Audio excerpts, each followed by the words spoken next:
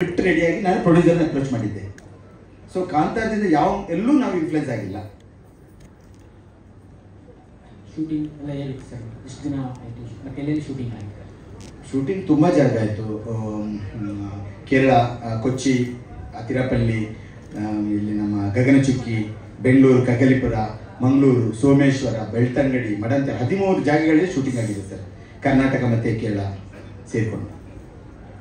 Sir, Shreya Ghoshal ಅವರು ನಿಮ್ಮ ಸಿನಿಮಾದಲ್ಲಿ ಹಾಡು ಹಾಡಿದ್ದಾರೆ, ಬಟ್ ಅವ್ರ ಮೇಲೆ ಒಂದು ಕನ್ನಡ ಸಿನಿಮಾ ಹಾಡು ಆಡಲ್ಲ ಅಂತ ಏನೋ ಒಂದು ಇದು ಬಂದಿತ್ತು. ನಿಮಗೆ ನೀವು ಅಪ್ರೋಚ್ ಮಾಡಿದಾಗ ಅವರು ಹೇಗೆ, ಅವರು ಒಪ್ಕೊಂಡ್ರ ಅಥವಾ ಆ ಮಾತುಕತೆ ಏನಾದ್ರು ಆಗಿತ್ತಾ? ಇಲ್ಲ ಸರ್, ನಮಗೆಲ್ಲೂ ಆ ಥರ ಇದು ಮಾಡಿ ಇವಾಗ ಸೀನ್ ದ ವಿಜುವಲ್ಸ್ ಅಲ್ವಾ, ತುಂಬ ಚೆನ್ನಾಗಿ ಕೋಆಪ್ರೇಟ್ ಮಾಡಿದರು. ನನ್ನ ಹಿಂದೆ ಹಾಡು ಕೂಡ ನಂದು ಹಾಡಿದ್ದಾರೆ, ಎಲ್ಲೋ ಜನಿಗಿರೋ ನೀರು ನಾನು ಬರೆದ ಹಾಡು, ಅದನ್ನು ಕೂಡ ಹಾಡಿದ್ದಾರೆ. ಆ್ಯಂಡ್ ರೆಕಾರ್ಡ್ ಮಾಡುವಾಗ ಅವ್ರು ಅದನ್ನು ಕೂಡ ಹಾಡಿದ್ರು, ಎಲ್ಲೋ ಜನಿಗಿರೋ ನೀರು. ಸೊ ಕನ್ನಡ ಬಗ್ಗೆ ಅವ್ರಿಗೆ ಆ ಥರ ಇದ್ದಿದ್ರೆ ಅವ್ರು ಎಲ್ಲೋ ಜನಿಗಿರೋ ಹಾಡು ಅಲ್ಲಿ ಮಾಡಿ ಎಂಟರ್ಟೈನ್ ಮಾಡಿ ಯಾಕೆ ಮಾಡಬೇಕಾಗಿತ್ತು? I will share the video. ನಮ್ಗೆ ಆಗ ಅನ್ನಿಸ್ಲಿಲ್ಲ. ಆ್ಯಂಡ್ ಕೇಳಿದ ತಕ್ಷಣ ಡೇಟ್ ಕೊಟ್ಟರು ಅಲ್ಲ ಮೇಡಮ್. ಸೊ ಈಗ ಯಾವ್ದಾದ್ರು ದೇವರಾಗಲಿ ಯಾವ್ದಾದ್ರು ಪುರಾಣಗಳಾಗಲಿ ಒಬ್ಬೊಬ್ರು ಒಂಥರ ಹೇಳ್ತಾರೆ. ಇದು ಮೂಲ ಕಥೆನ ಯಾವ ಥರ ತಗೊಂಡಿದ್ದೀವಿ? ಇಲ್ಲಿ ಆ್ಯಕ್ಚುಲಿ ಅಂದರೆ ಕೊರಗಜ್ಜನ ಬಗ್ಗೆ ಕತೆ ಎಲ್ಲೂ ಇರಲಿಲ್ಲ ಸರ್. ಬಹಳಷ್ಟು ಜನ ತಪ್ಪು ಕಲ್ಪನೆಗಳಿದೆ. ಇವನ್ ಕುತ್ತಾರಲ್ಲಿ ಇರುವಂತಹ ಕೊರಗಜ್ಜನ ಮೂಲಸ್ಥಾನದಲ್ಲಿ 2 ಕಲ್ಲುಗಳಿದೆ. ಕೆಲವರು ಅದನ್ನು ಸಮಾಧಿ ಅಂತ ಹೇಳ್ತಾ ಇದ್ದಾರೆ. ತುಂಬ ಜನ ಈ ಕಡೆ ಮಂಡ್ಯ ಭಾಗದಿಂದ ಬಂದಿರೋ ಜನರು ನಾನೇ ಹೋದಾಗ ಅದು ಕೊರಗಜ್ಜನ ಸಮಾಧಿ ಅಂತ ಹೇಳ್ತಾ ಇದ್ರು. ಅಥವಾ ಕೆಲವರು 2 ಕಲ್ಲು ಇರೋದ್ರಿಂದ ಒಂದು ಹೆಂಡತಿ ಅಂತ ಹೇಳ್ತಾ ಇದ್ರು. ನಮ್ಮಲ್ಲೇ ದಕ್ಷಿಣ ಕನ್ನಡದಲ್ಲಿ ಎಷ್ಟೋ ಜನ ಕೊರಗಜ್ಜನಿಗೆ ಹೆಂಡತಿ ಇದ್ದಾರೆ ಅಂತ ಹೇಳಿ ಬಂದಿದ್ದಾರೆ, ಅಥವಾ 7 ಹೆಂಡತಿಗಳು ಅಂತ ಹೇಳಿ ಮಾಡ್ಕೊಂಡಿದ್ದಾರೆ. ಹೀಗೆ ಅವ್ರಿಗೆ ಏನು ತೋಚಿದೆ ಆ ಥರ ಬರೀತಾರೆ. ಬರೆಯೋರೇನು ಸರ್, ಏನು ಬೇಕಾದ್ರೆ ಬರೀತಾ ಹೋಗ್ತಾರೆ. ಬಟ್ ರಿಸರ್ಚ್ ಮಾಡಿದಾಗ ನನಗೆ ಇಲ್ಲಿ ಉಮೇಶ್ ಸರ್ ಎಲ್ಲಿದ್ದಾರೆ ನೋಡಿ, ರಮೇಶ್ ಸರ್ ಡೊಳ್ಳು ವಾದಕರಾಗಿದ್ದಾರೆ. ರಮೇಶ್ ಸರ್ ತುಂಬ ಹೆಲ್ಪ್ ಮಾಡಿದ್ರು ನನಗೆ. ಇವರ ಲೈಕ್ ಏನ್ಷಂಟ್ ಲೈಕ್ ಇವರ ಫ್ಯಾಮಿಲಿಯಲ್ಲಿ ಕೊರಗಜ್ಜೆ ಇದ್ದಿದೆ. ಏನು ನಾನು ಕರ್ಕೊಂಡು ಬಂದಿದ್ದೇನಲ್ಲ, ನಮ್ಮಲ್ಲಿ ಬರಿ ಅಂತ ಹೇಳ್ತೇವೆ, ಏನು ಬಳಿ ಅಂತ ಹೇಳ್ತೀರಲ್ಲ, ಬಳಿ. ಇವರು ಕೊರಗಜ್ಜನ ಬಳಿಯವರು. ಬಂಗೆನ್ನಾರು ಅಲ್ಲ ಸರ್, ಬಂಗೆನ್ನಾರು ಬಳಿಯ ಅವರ ಅಂದರೆ ಪೂರ್ವಿಕರು, ವಂಶಸ್ಥರು ಇವರು, ಪರಂಪರೆಯವರು. ಆದರೆ ಏನಾಗಿತ್ತು ಸರ್ ಅಂದರೆ, ಬಹುಶಃ ಇದಿರ್ಬೋದು, ಈ ಯಾರು ಮಯೂರವರ್ಮನನ್ನು ಸೋಲಿಸಿರುವಂತಹ ರಾಜ ಒಬ್ಬ ಕೊರಗ ಜನಾಂಗದಲ್ಲಿದ್ದರು, ಹಿಬಾಷಿಕ ಅಂತ. ಅವನು ಮಯೂರವರ್ಮನ ಸೋಲಿಸಿದ. ಆಮೇಲೆ ಮತ್ತೆ ಅವರು ಬಂದು ಅಟ್ಯಾಕ್ ಮಾಡಿ ಇವರೆಲ್ಲ ಸೋಲಿಸಿ, ಬಹುಶಃ ಈ ಜನರೆಲ್ಲ ಕಾಡಲ್ಲಿ ಸೇರಿಕೊಂಡು ನಾವೆಲ್ಲಿ ನಮ್ಮ ಭಾಷೆ ಮಾತಾಡಿದರೆ ಇವ್ರು ಇಟ್ಕೊಳ್ತಾರೆ ಅಂತೇಳಿ ಇವರು ಬೇರೆಯವರ ಮುಂದೆ ಆ ಭಾಷೆಯನ್ನು ಕೂಡ ಮಾತಾಡ್ತಿರ್ಲಿಲ್ಲ. ಕೊರಗ ಭಾಷೆ ಬಗ್ಗೆ ಯಾರಿಗೂ ಗೊತ್ತಿಲ್ಲ, ಕೊರಗ ಲಿಟ್ರೇಚರ್ ಇದೆ ಅಂತ ಯಾರಿಗೂ ಗೊತ್ತಿಲ್ಲ. ಸೊ ಇತ್ತೀಚೆಗೆ ಈಗ ಬಹುಶಃ ನಾನು ಹೇಳ್ಬೋದು, ನಾವು ಕೊರಗಜ್ಜ ಸಿನಿಮಾ ಮಾಡಿದ ಮೇಲೆ ಈಗ ಹೆಚ್ಚು ಚಾಲ್ತಿಗೆ ಬರ್ತಾ ಇದೆ. ಅದು ಅವರ ದೈವ. ಆದರೆ ನಾನು ಬಹಳ ನೋವಲ್ಲಿ ಹೇಳ್ಕೊಳ್ತಾ ಇದ್ದೇನೆ, ನಮ್ಮಲ್ಲಿ ಕಮ್ಯುನಿಟಿ ವೈಸ್ ದೈವಗಳು ಇರುತ್ತೆ. ಬಂಟ್ ಕಮ್ಯುನಿಟಿಗೊಂದು ದೈವ ಇರುತ್ತೆ, ಅಥವಾ ಬಿಲವ ಕಮ್ಯುನಿಟಿಗೊಂದು ದೈವ ಇರುತ್ತೆ, ಕೋಟಿ ಚೆನ್ನೈ ಇರುತ್ತೆ. ಬಟ್ ಈ ದೈವವನ್ನೊಂಥರ ಹೈಜಾಕ್ ಮಾಡಿದ್ದಾರೆ. ದೈವದಲ್ಲಿ ಬೇರೆ ಜಾತಿಯವರಿಗೆ ಅವರು ಹೈಯೆಸ್ಟ್ ರೆಸ್ಪೆಕ್ಟ್ ಕೊಡ್ತಾರೆ. ಕೊರಗ ಜನ ಏನು ಇವರು ಜಾತಿ ಅಥವಾ ಇದ್ದಿದ್ದಾರೆ ಅವ್ರಿಗೆ ಯಾರು ಕರೀತಾ ಇಲ್ಲ. ನಾವುಗಳೇ ಮಾಡಿರೋದು ತಪ್ಪು. ಸೊ ಈ ದೈವ ನರ್ತಕರೇನಿದ್ದಾರೆ ಅವರು ತಪ್ಪು ಮಾಡ್ತಾ ಇದ್ದಾರೆ. ಅವರು ನಮ್ಮಲ್ಲಿ ಕಾಲೆಕೋಲ ಅಂತ ಒಂದಿದೆ. ಸತ್ತವರು ನಾವೇನು ಶ್ರಾದ್ದ ಮಾಡ್ತೀವಲ್ಲ ನಮ್ಮ ಮಂಗಳೂರು ಋತುವಾರದಲ್ಲಿ 11ನೇ ದಿನ ಅಥವಾ 13ನೇ ದಿನ ಕಾಲೆಕೋಲದ ಮುಖಾಂತರ ಸತ್ತವನನ್ನು ಇವರು ದೈವ ನರ್ತಕ ಜನಾಂಗದವರು, ನಲಿಕೆ ಜನಾಂಗ ಅಂತ ಹೇಳ್ತಾರೆ, ಅವರು ಮೈ ಮೇಲೆ ಆವರಣೆ ಮಾಡಿಕೊಳ್ತಾರೆ.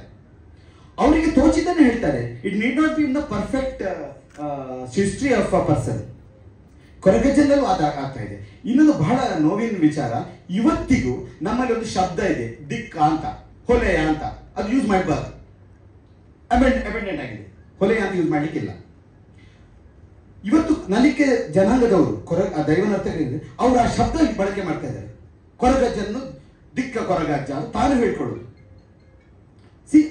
ಈ ಥರ ಎಲ್ಲ ಅವರು ಮ್ಯಾನಿಪುಲೇಟ್ ಲೈಕ್ ಏನೋ ತಪ್ಪು ಸಂದೇಶಗಳನ್ನು ಹರಿಸ್ತಾ ಇದ್ದಾರೆ. ನಾನು ಹೇಳ್ತೇನೆ, ಕೊರಗಜ್ಜನ ಆರಾಧನೆ ಮಾಡುವವರು ಈಗ ಮಂಗಳೂರು, ಉಡುಪಿ ಸೇರಿ ಒಂದು 2000-3000 ದೇವಸ್ಥಾನಗಳಿರ್ಬೋದು. ಓಕೆ, ಅಲ್ಲಿ ಯಾರು ಕೊರಗಜ್ಜನ ವಂಶಸ್ಥರನ್ನಾಗಲಿ ಕೊರಗಜ್ಜ ಜನಾಂಗದವರನ್ನಾಗಲಿ ಕರೆದು ಗೌರವ ಕೊಡ್ತಾ ಇಲ್ಲ. ಬಂಟ್ಸ್ಗಳನ್ನು ಕರೀತಾರೆ. ಬಂಟ್ಸ್ ಜನಾಂಗದವರು ಅವರಿಗೆ ಫಸ್ಟ್ ಕರೆದು ನಮ್ಮ ವಿದ್ಯಾಧರ ಬಂಟ್ಸ್ ಹಾಗಂತ ಹೇಳಿದ್ದು ತಪ್ಪುಗಳನ್ನು ಹೇಳುವಂಥದ್ದು. ಅವ್ರಿಗೆ ಕರೆದು ಸನ್ಮಾನ ಮಾಡ್ತಾರೆ, ಇನ್ನೊಂದು ಅವ್ರಿಗೆ ಕೊಡ್ತಾರೆ. ಯಾಕೆ ಈ ಥರ ಅಲ್ಲಿ ನಾವು ಕರೆಕ್ಟ್ ಮಾಡಬೇಕು. ಕಾಂತಾರ ಮಾಡಿದೆ ಅಂತ ರಿಷಬ್ ಶೆಟ್ಟಿ ಕಾಂತಾರ ದೈವ ಮಾಡಬೇಡ, ಪಂಜುರ್ಲಿ ದೈವ ಮಾಡಬಾರ್ದು, ಅದ್ರ ಬಗ್ಗೆ ಎಲ್ಲ ನಾವು ಫೈಟ್ ಮಾಡಬೇಕಾಗಿರೋದು. ದೈವದ ಇದರಲ್ಲಿ ಏನು ತಪ್ಪುಗಳಾಗಿದೆ, ಸಮಾಜದಲ್ಲಿ ಏನು ತಪ್ಪುಗಳಾಗ್ತಾ ಇದೆ, ಏನು ಸಂದೇಶ ಹೋಗ್ತಾ ಇದೆ ಸಮಾಜಕ್ಕೆ, ಅದ್ರ ವಿರುದ್ಧ ನಾವು ಫೈಟ್ ಮಾಡಬೇಕು.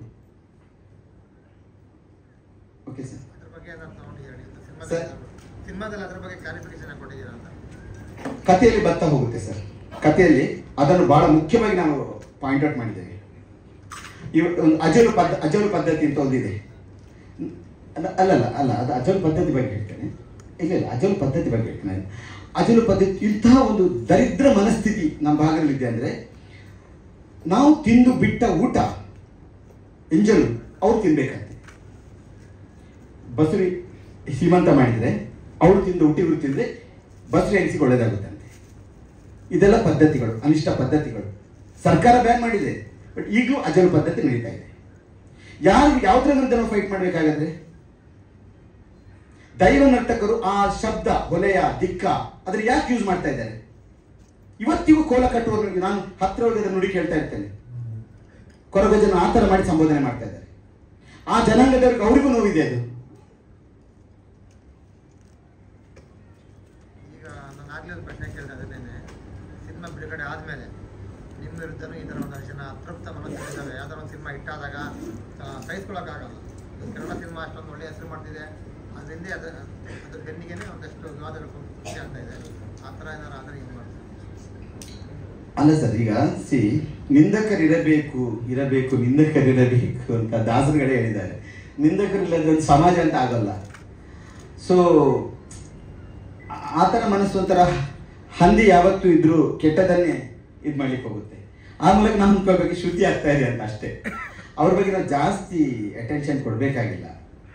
ಅವ್ರು ಹೇಳೋ ಮಾತಲ್ಲಿ ಏನು ಮೌಲ್ಯ ಏನಿದೆ ಅಲ್ವಾ? ಏನಾದರೂ ಲಾಜಿಕ್ ಇಟ್ಕೊಂಡು ಮಾತಾಡಿದ್ರೆ ಆಗ್ಬೋದು. ದೈವದ ಬಗ್ಗೆ ಸಿನಿಮಾ ಮಾಡಬಾರ್ದು. ನಾನು ಸಿನಿಮಾ ಮಾಡಿದಾಗ ಶೂಟಿಂಗ್ ಮಾಡಿದಾಗ ಒಂದು ಅಟ್ಯಾಕ್ ಮಾಡಿದ್ರು. ಬಹುಶಃ ಆವತ್ತಿನೊಂದಿನ ವಿದ್ಯಾರ್ಥಿಗಳು ಎಲ್ಲರಿಗೂ ಗೊತ್ತಿದೆ, ಎಲ್ಲ ಖಾಲಿಯಾಗಿ ಓಡಿದ್ದಾರೆ, ಯಾರು ಇರಲಿಲ್ಲ. ನನಗೆ 4 ಬೌನ್ಸರ್ ಕೊಟ್ಟಿದ್ದು ಪ್ರೊಡ್ಯೂಸರ್ ಸರ್. ನನಗೆ 4 ಬೌನ್ಸರ್, ಸಂದೀಪ್ ಸೋಪರ್ಗೆ 2 ಬೌನ್ಸರ್, ಎಲ್ಲರಿಗೆ ಬೌನ್ಸರ್ 20 ಬೌನ್ಸರ್ಗಳಿದ್ರು. ನಾನು ಓಕೆ ಅವತ್ತು ಫುಲ್ ಕಾನ್ಫಿಡೆನ್ಸ್ ನಾನು, ಯಾಕಂದ್ರೆ ಪ್ರೀವಿಯಸ್ ಡೇ ನನಗೆ ಅಟ್ಯಾಕ್ ಇದಾಗಿತ್ತು. ಅವತ್ತು ಶೂಟಿಂಗ್ ಕ್ಯಾನ್ಸಲ್ ಆಯಿತು. ಶೂಟಿಂಗ್ ಇವರಿಂದ ಆಗಿದೆ, ರೌಡಿಗಳಿಂದ ಆಗಿದೆ ಅಂತೇಳಿ ಇವರು ಬೌನ್ಸರ್ ಕೊಟ್ಟರು. ನಾನು ಪ್ಲ್ಯಾನ್ ಮಾಡಿ ಹಿಂಗೆ ಮಾಡಿ ಓಪನ್ ಮಾಡಿ ಅವ್ರಿಗೆ ಹೇಳೋದು, ಮುಂದಿನ 2 ಬೌನ್ಸರ್ ಇಲ್ಲ. ನಾನೆಲ್ಲ ಹೇಳಿ ನಾರ್ಮಲ್ ಬೌನ್ಸರ್ಗಳು ನಮ್ಗೆ ಹೋಗ್ಬೇಕಾದ್ರೆ ಅವ್ರು ಹೇಳಿ ಹೋಗ್ತಾರೆ, ನಾವು ರಿಸರ್ಚ್ಗೆ ಹೋಗ್ತೇವಲ್ಲೇ. ಹಿಂದೆ ಇವ್ರದಿನವ್ರಿಲ್ಲ, 20 ಬೌನ್ಸರ್ಗಳಿಲ್ಲ. ಯಾವುದೋ ಇವರಿಂದ ರೌಡಿಗಳಿಂದ ಬೌನ್ಸರ್ಗಳಿಗೆ ಥ್ರೆಟನಿಂಗ್ ಕಾಲ್ ಬಂದಿದೆ. ಬಟ್ ಎಲ್ಲ ಹೋದ್ರು ನಾನು ಒಬ್ಬನೇ ಆ ಜಾಗದಲ್ಲಿ ಚೇರ್ ಹಾಕೊಂಡಿದ್ದೆ. ನನ್ನನ್ನು ರಕ್ಷಿಸಿದ್ದು ಕೊರಗಜ್ಜ. ಇವತ್ತು 2-3 ಕೋಟಿಯಲ್ಲಿ ಶುರು ಮಾಡಿದಂಥ ನಮ್ಮ ಸಿನಿಮಾ 22 ಕೋಟಿಯೊಳಗೆ ಬಂದು ನಿಂತಿದೆ. ಹಾಗಂತೇಳಿ ಇವ್ರಿಗೆ ಯಾವತ್ತೂ ನೋವಿದ್ರೆ ನಂಗೆ ಹೇಳಿದೆ, ಸುದೀಪ್ ಏನು ಬಜೆಟ್ ಮಾಡ್ತಾ ಇದ್ದೆ, ಒಂದು ದಿನ ಹೇಳಿಲ್ಲ. ನಾನು ಕೇಳಿದೆ, ನಿಮ್ಗೆ ಹೆದರಿಕೆ ಆಗಲ್ವಾ, ಭಯ ಆಗಲ್ವಾ ಅಂತ ಕೇಳ್ತಾ ಇದ್ದೆ. ಏನು ಭಯ, ಯಾಕೆ ಭಯ?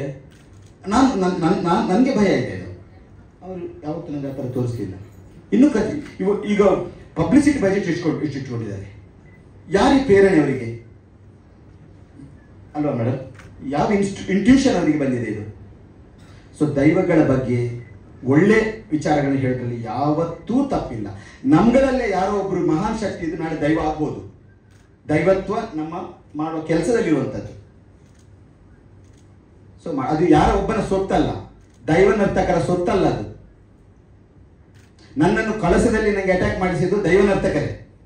ಅಷ್ಟು ಜನ ಅರೆಸ್ಟ್ ಆಗಿದ್ದಾರೆ ಪಾಪ. ಆಮೇಲೆ ಫೋನ್ ಮಾಡಿ ಸರ್ಕಲ್ ಇನ್ಸ್ಪೆಕ್ಟರ್ ಕೇಳಿದ್ರು, ಸರ್ ಅರೆಸ್ಟ್ ಮಾಡಿದ್ವಿ ಸರ್, ಬನ್ನಿ. ಸುಮ್ಮನೆ ಬಿಡ್ರೆ, ಅವರ ಹಿಂದೆ ಯಾರೋ ಒಬ್ಬ ಕತ್ತಲೆ ಅಂತ ಒಬ್ಬ ನೀಚ, ಅವನ ಹೆಸರೇನು ಗೊತ್ತಿಲ್ಲ, ನೀಚ ಮನೋವಿಕಲ್ಪ ವ್ಯಕ್ತಿ ಇದ್ದಾನೆ ಅಂತ ಗೊತ್ತಾಯ್ತು. ಆಮೇಲೆ ನನಗೆ ಅಟ್ಯಾಕ್ ಮಾಡ್ಲಿಕ್ಕೆ ಕಳಿಸಿದ್ದಾನೆ. ಯಾಕೆ? ಅವರನ್ನ ದೈವ ನೋಡಲ್ಲ. ಈಗ ಮೊನ್ನೆ ಹೋಗಿ ಕಾಂತಾರದ ಬಗ್ಗೆ ಹೋಗಿ ಪಿಳ್ಚಂಡಿ ಅಂತ, ನಮ್ಮಲ್ಲಿ ಬಹಳ ಉಗ್ರವಾದ ದೈವ ಇದೆ ಪಿಳ್ಚಂಡಿ, ಏನೋ ಅದು, ಅಲ್ಲಿ ಹೋಗಿ ಕಂಪ್ಲೇಂಟ್ ಮಾಡಿದ್ದಾರೆ ದೈವ ಹತ್ರ. ಅವರೇನು ಸಿನಿಮಾಕ್ಕೆ ಹಾಕಿದ ಹಣ ಆಸ್ಪತ್ರೆಗೆ ಹಾಕಿಸ್ತೇನೆ ಅಂತ. ನಾನು ಹೇಳ್ತೇನೆ, ಆ ಸಿನಿಮಾ ಮಾಡಿದವರಿಗೆ ನೀವಾಗಿ ಫಸ್ಟ್ ಆಸ್ಪತ್ರೆ ಕಟ್ಸಿ ಅಂತ. ಹಾಗೆ ದೈವದ ಮಾತು ಯಾವತ್ತೂ ಸುಳ್ಳಾಗಲ್ಲ. ದೈವ ಹೇಳಿದ ಮಾತು ನಾನು ಇಷ್ಟರವರೆಗೆ ನನ್ನ ಅನುಭವದಲ್ಲಿದ್ದೇನೆ. ಆ ಜಾಗದಲ್ಲಿ ದೈವ ಹೇಳ್ತದೆ, ಆ ಜಾಗಕ್ಕೊಂದು ವ್ಯಾಲ್ಯೂ ಇರುತ್ತೆ. ನಾವು ಮಣ್ಣಿನ ಒಂದು ಬೆಲೆ ಇರುತ್ತೆ. ಅದರಿಂದ ಸಣ್ಣ ಸಲಹೆ ಅವರು ಹೋಗಿ ಸೀದೊಂದು ಆಸ್ಪತ್ರೆ ಕಟ್ಟಿಲ್ಲ, ಆಸ್ಪತ್ರೆ ಹಾಕಿಗೆ ದುಡ್ಡು ಸಿಗಲಿ, ಕರೆಕ್ಟ್ ಆಗುತ್ತೆ. ದೈವದ ಮಾತು ನಡೆದಾಗುತ್ತೆ, ಈ ತಂಡಕ್ಕೆ ಒಳ್ಳೇದಾಗುತ್ತೆ. ಯಾಕಂದ್ರೆ ಈ ತಂಡ ಏನು ಮಾಡ್ತಾ ಇದೆ, ಒಳ್ಳೊಳ್ಳೆ ಸಿನಿಮಾಗಳನ್ನ ಮಾಡ್ತಾ ಇದೆ. ಅವರು ನಮ್ಗಂತರ ನನಗೂ ಇನ್ಸ್ಪಿರೇಷನ್ ತರ ಅವರು ಹಾಗೆ. ಸುದೀಪ್ ಸರ್ ನಿಮ್ಮ ಫಸ್ಟ್ ಲುಕ್ ನೋಡಿದೆ, ತುಂಬಾ ಚೆನ್ನಾಗಿದೆ, ಕಂಗ್ರಾಟ್ಸ್. Thank you sir. ಒಂದು ಪ್ರಶ್ನೆ, ಈ ಸಿನಿಮಾದಲ್ಲಿ ಕಬೀರ್ ಬೇಡಿ ಅವರ ಪಾತ್ರ, ರಾಜನ ಪಾತ್ರ, ಅವರ ಆಯ್ಕೆ ಅವರನ್ನು ಬಿಟ್ಟರೆ ಬೇರೆ ಯಾವ ಆಯ್ಕೆ ಇರಲಿಲ್ವಾ ಹೇಗೆ ಅಂತ? ಮೇಡಮ್ ನೀವು ಹೇಳಿ ಅವ್ರು ಹೆಂಗೆ ಮಾಡಿದ್ರು ಒಂದು ಸರ್ ನಾನು ಹೇಳ್ತೇನೆ. ನನ್ನ ಪ್ರಶ್ನೆ ನಿಮಗೆ, ನೀವು ಮಾತಾಡ್ತಾರೆ ಅಲ್ಲ ಅಂದರೆ ಯಾಕೆ ಅವರು ಅದನ್ನ ಹೇಳೋದಂದ್ರೆ ನನ್ನ ಕಾಂಬಿನೇಷನ್ ಬಂದಿತ್ತು, ಅದೇ ಸಲುವಾಗಿ ಅಂದರೆ ನೀವು ನೋಡಿ ಅಂತ ಸರ್ ಅವ್ರದ್ದೊಂದು ಈಗ ಅವ್ರದ್ದು ಯಾವುದಾದ್ರು ಸೀರೀಸ್ ಸ್ಯಾಂಡಕೋನ ಅದು ನೋಡಿ ಸರ್ ಆ ಪಾತ್ರ. ಆಮೇಲೆ ಒಂದು ಹಾಲಿವುಡ್ ಸಿನಿಮಾ ಇನ್ನೊಂದಿತ್ತು, ಇವರು ವಾಟರ್ ವರ್ಲ್ಡ್ ಡೈರೆಕ್ಟ್ ಮಾಡಿರುವಂಥ ಸಿನಿಮಾ, ಅಲ್ಲಲ್ಲ ವಾಟರ್ ವರ್ಲ್ಡ್ ಡೈರೆಕ್ಟ್ ಮಾಡಿದ್ದಾರೆ, ರೆನಾಲ್ಡ್ಸ್ ಮಾಡಿರುವಂಥ ಸಿನಿಮಾ. ಅದು ನೋಡಿ ಅಂತೆ ಸರ್ ಆ ಒಂದು ಅವ್ರು ಸಿಕ್ಲಂಗೆ ಆ್ಯಂಡ್ ಅವ್ರ ಜೊತೆ ನಾನು ಮುಂಚೆನೇ ನಮಗೆ ಕಾಂಟ್ಯಾಕ್ಟ್ ಇದ್ದದ್ರಿಂದ ಪಾತ್ರ ವಿಶ್ಲೇಷಣೆ ಮಾಡಿದಾಗ ಅದನ್ನು ಹೇಳ್ಕೊಂಡಿದ್ರು. ಬಟ್ ಎಂಥ ಗುಣ ನಾನು ಹೇಳ್ತೇನೆ, ಅದೊಂಥರ ವಿಲನಿಶ್ ಶೇಡಲ್ಲಿ ಹೋಗ್ತಾ ಇತ್ತು. ಏನು ಅವ್ರು ಮಾಡಿದ ಪಾತ್ರ ಈ ಪಂಜಂದಾಯನ ಸೋಲಿಸಿ ಆ ಥರ ಇತ್ತು. ಅವ್ರ ನಂತರ ಕೇಳಿದ್ರು, ನಾನು ಹೇಳಿದೆ ಇದು ಒಂದು ದೈವ. ಈಗ ಏನು ಇವರು ರಾಜ ಮಾಡಿದಲ್ಲ ಕಬೀರ್ ಬೇಡಿ ಮಾಡಿದ ಪಾತ್ರ ಅದೊಂದು ದೈವ, ಅದನ್ನು ಆರಾಧನೆ ಮಾಡ್ತಾರೆ. ಉದ್ಯಾವರ ಅಂತ ಜಾಗ ಕೇರಳ ಬಾರ್ಡ್ರಲ್ಲಿ ಇದೆ, ಮಂಗಳೂರಿಂದ ಕೇರಳ ಬಾರ್ಡ್ರಲ್ಲಿ ವಿಜೃಂಭಣೆ ಕೋಲ ಸೇವೆ ಮಾಡ್ತಾ ಇದ್ದಾರೆ. ಅಲ್ಲಿ ರಾಜ ದೈವ ಅರಸ ದೈವವನ್ನು ಅಲ್ಲಿ ಆರಾಧನೆ ಮಾಡ್ತಾರೆ. ಹಾಗಾದರೆ ಅದಕ್ಕೆ ಎಲ್ಲೂ ಚ್ಯುತಿ ಆಗಬಾರ್ದು ಅಂತ ಹೇಳಿ ಜಾತ್ರೆ ಇದೆ. ಈ ನೀನು ಮಾಡಿದ ಪಾತ್ರದ ಅದ್ರಲ್ಲಿ ನೆಗೆಟಿವ್ ಶೇಡಲ್ಲಿ ಹೋಗ್ತಾ ಇದೆ, let us make it positive ಅಂತ ಹಿ ಎಸ್ ಗಿವನ್ ಇದ ಇದು. ಆಮೇಲೆ ನಾನು ರಿಸರ್ಚ್ ಮಾಡಿದಾಗ ಇವರು ಏನು ಹೇಳಿದ್ದಾರೆ ಗೊತ್ತಾ, ಅದು ತಾಳೆ ಆಗ್ತಾ ಇತ್ತು. ಆ್ಯಂಡ್ ನನಗೆ ನೀವೇ ಹೇಳಿ ಸರ್, ಆ ಒಂದು ಗತ್ತು ಗಾಂಭೀರ್ಯ. ಈಗ ನಂತರ ಬೇರೆ ಬೇರೆ ಆಯ್ಕೆಗಳಿತ್ತು. ದಿಲೀಪ್ ತಾಹಿರ್ ಅವರಿದ್ದರು, ಪಾಪ ಅವ್ರಿಗೆ ಈಗಲೂ ನಮಗೆ ಸಿಗ್ತಿದೆ ದಿಲೀಪ್ ತಾಹಿರ್. ಆ ಒಂದು ಇದು ಲೈಕ್ ಸಿಗೋದು ಆ ಬಾಡಿ ಲ್ಯಾಂಗ್ವೇಜ್ ಆ್ಯಂಡ್ ಜಾಸ್ತಿ ನಾನು ಒಗರಾಡ್ತಾರೆ ಆ ಥರ ಮಾಡಬೇಕಾಗಿಲ್ಲ. ಅವ್ರು ಜಸ್ಟ್ ಈಗ ಲುಕ್ಕಲ್ಲಿ ಇದ್ರೆ ಸಾಕು, ಅದರಲ್ಲಿ ಬಂದುಬಿಡುತ್ತೆ ಪಾತ್ರ. ಅಂಥದ್ದು ಫಸ್ಟ್ ಹೊಡೆದದ್ದು ಕಬೀರ್ ಬೇಡಿ ಸರ್. ಅವ್ರು ನೋ ಅಂತ ಹೇಳ್ತಿದ್ರೆ there was definitely some option. But ನಂಗೆ ಗೊತ್ತಿತ್ತು ನನ್ನ ಮುಂಚೆನವ್ರಿಗೆ ಇದ್ದಿದ್ದರಿಂದ ಅವ್ರು ಹೋಗ್ತಾರೆ ಅಂತ ಗೊತ್ತಿತ್ತು. ಎಸ್, ಶ್ರುತಿ ಮೇಡಮ್ ಪ್ರಶ್ನೆ. ಮೇಡಮ್, ನೀವು ಸಾಕಷ್ಟು ದೇವರ ಹಿನ್ನೆಲೆ ಇದಿರತಕ್ಕಂಥ ಸಿನಿಮಾಗಳು 28 ಗಂಟೆಗಳ ಕಾಲ ನಾನು ಈ ಸಿನಿಮಾದಲ್ಲಿ ತೊಡಗಿಸ್ಕೊಂಡಿದ್ದೆ ಅಂತ. ಸೊ ತೊಡಗಿಸ್ಕೊಳ್ಳೋದಕ್ಕೆ ವಿಶೇಷವಾಗಿ ಒಂದಿಷ್ಟು ಪ್ರೇರಣೆ ಅನ್ನೋದು ಬೇಕು. ಕೊರಗಜ್ಜ ಅವರ ಪ್ರೇರಣೆ ಕೂಡ ಇತ್ತು ಅಂತ ಹೇಳಿದ್ವಿ. ಸೊ ನಿಮಗೆ ಕನ್ವಿನ್ಸ್ ಮಾಡಿದಾಗ ಡೈರೆಕ್ಟ್ರು ಆ ಕತೆ ಹೇಳಿದ ರೀತಿ, ಆ ಪಾತ್ರವನ್ನು ವಿವರಿಸಿದ ರೀತಿ ಮತ್ತು ಹಾಗೆ ತೆರೆ ಮೇಲೆ ತಂದಿದ್ದು ಹೇಗೆ? ಮೊದಲಿಗೆ ನನಗೆ ಯಾವುದೇ ಸಿನಿಮಾ ಅಪ್ರೋಚ್ ಮಾಡಿದ್ರು ನಾನು ಅದನ್ನು ಕಣ್ಗೊತ್ಕೊಂಡು ಮಾಡ್ತೀನಿ ಸರ್. ಯಾಕಂದರೆ ಅವಕಾಶ ಅನ್ನೋದು ತುಂಬ ದೊಡ್ಡದು ಅಂತ ನಾನು ಈ ಸಿನಿಮಾ ಇಂಡಸ್ಟ್ರಿಗೆ ಬಂದಾಗಲಿಂದ ಬರುವಂಥ ಎಲ್ಲ ಅವಕಾಶಗಳ ಮೇಲೆ ನನಗಿರುವಂಥ ಗೌರವ. ಈ ಸಿನಿಮಾ ಬಂದಾಗಲೂ ಅಷ್ಟೇ, ಇದರಲ್ಲೇನು ವಿವಾದ ಇರುತ್ತಾ ಅಥವಾ ಈ ಸಿನಿಮಾ ಇವ್ರು ಹೇಗೆ ಮಾಡ್ತಾರೆ, ಇದನ್ನು ಹೇಗೆ ಕಟ್ಕೊಡ್ತಾರೆ, ನನ್ನ ವ್ಯಾಪ್ತಿಯ ಆಚೆ ನಾನು ಯೋಚನೆನೇ ಮಾಡಲಿಲ್ಲ ಸರ್. ನನ್ನ ಪಾತ್ರ ಹೇಗಿತ್ತು, ನನ್ನ ಪಾತ್ರ ತುಂಬ ಸಹಜವಾದಂಥ ಒಂದು ಪಾತ್ರ, ಬೈರಕಿಯ ಪಾತ್ರ, ಒಬ್ಬ ಸಾಕು ತಾಯಿಯ ಪಾತ್ರ. ಆಕೆ ಕೊರಗಜ್ಜನ ಮೇಲೆ ಎಷ್ಟು ಪ್ರಭಾವ ಬೀರ್ತಾಳೆ, ಆಕೆಯ ಹಿನ್ನೆಲೆ, ಆಕೆಯ ಜೀವನ ಶೈಲಿ ಕೊರಗಜ್ಜನ ಮೇಲೆ ಎಷ್ಟು ಪ್ರಭಾವ ಬೀರುತ್ತೆ ಅನ್ನೋದು ಈ ಪಾತ್ರ ಆಗಿತ್ತು. ನನಗೆ ನಿರ್ದೇಶಕರು ನನ್ನ ಪಾತ್ರವನ್ನು ಹೇಳಿದಂಥ ರೀತಿ, ಹಾಗೆ ನನಗೆ ಒಬ್ಬ ಕಲಾವಿದೆಯಾಗಿ ನಾನು ಹೇಗೆ ಬೆಳಿಬೋದು ಅಥವಾ ನಾನು ಹೇಗೆ ಕಲಿಬೋದು ಅನ್ನೋದಷ್ಟೇ ಆ ವ್ಯಾಪ್ತಿಯಲ್ಲಿ ನಾನು ಈ ಪಾತ್ರವನ್ನು ನೋಡಿದೆ. ಬಹುಶಃ ನನಗೆ ಅದರಲ್ಲಿ ಏನೂ ನಿರಾಸೆ ಆಗಿಲ್ಲ. 28 ಗಂಟೆಗಳ ಕಾಲ ನನಗೆ ಕೆಲಸ ಮಾಡಿಸ್ಕೊಟ್ಟಿದ್ದು ಬಹುಶಃ ನನಗೆ ಆ ಸ್ಫೂರ್ತಿ ಆಶೀರ್ವಾದ ಕೊರಗಜ್ಜಂದೇ ಆಗಿದ್ರೂ ಕೂಡ ಇನ್ನೂ ಒಂದು ದೊಡ್ಡ ಆಶೀರ್ವಾದ ಏನು ಅಂದರೆ ಈ ಕಲೆ ಬಗ್ಗೆ ನಮಗಿರುವಂಥ ನಿಷ್ಠೆ ಹಾಗೂ ಗೌರವ ಸರ್.